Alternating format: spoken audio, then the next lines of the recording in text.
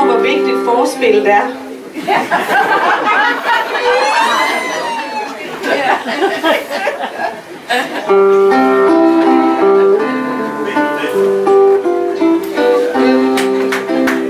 Jeg har en lille frugtvogn, som jeg sælger frugter fra.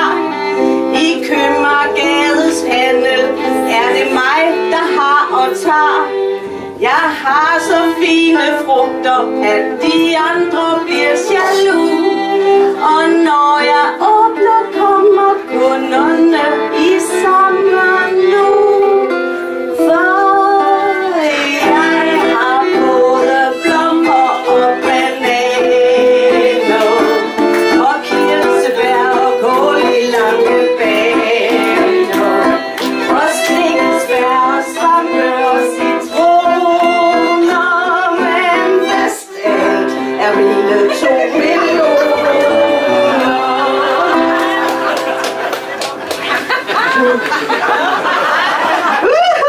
Jeg fik ham. Han var ellers god til at kigge mig i øjnene i lang tid.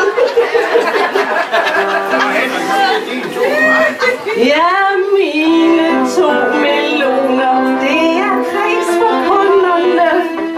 Og faktisk bør de høre med blandt verdens underne.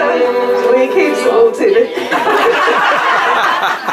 Og prøver du at røre ved dem, tror jeg du vil sige, at det er lige sådan nogen, som du godt kan lide. Jeg har aldrig set en mand rødme så meget. Og jeg har både blommer og bananer og kirsebær og kål i lange baner og stikkelsbær og svampe og citroner, men bedst alt er mine 2 millioner. Millionerne. Og du kigger væk, du ved godt, hvad der skal ske. Har du konen med? Siger du, jeg skal finde en anden?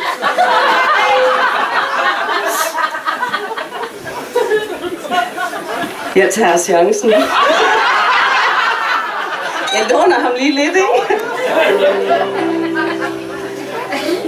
Ja, mine 2 millioner, det er kreds for kunderne. Nej, det har jeg sunget.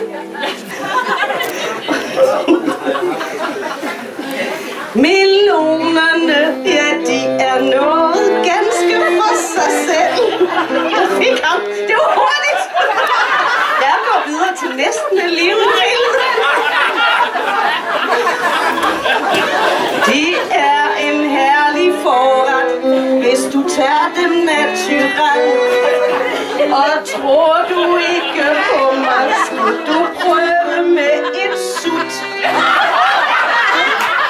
Så tror jeg, du vil elske højt min frugtvogns attribut. Og jeg har både blommer og bananer og kirsebær og kål i lange baner og stikkelsbær og svampe og citroner, men bedst er mine 2 millioner. Nu har jeg haft millionerne i temmelig mange år. Nej, det synes vi ikke. Og det er synd at sige, at de stadigvæk er hårde. Ja, faktisk tror jeg nok, at de er blevet overgemt. For mine 2 millioner er begyndt at hænge slemt. Jeg kan se, du er fuldstændig med. Du ved godt, hvad jeg snakker om. Det var så dejligt i gamle dage. Der gik de hertil. Nu går de hertil. Man skal lige have dem rullet op, inden man kommer dem i BH'en, ikke? Ellers så kommer man til at putte dem i bukselinningen. Det er ikke særlig rart, jeg taler af erfaring. Forleden spurgte min søn, om han godt måtte lege med mine bryster, og så siger jeg, ja, bare du ikke løber for langt væk. Men jeg har fået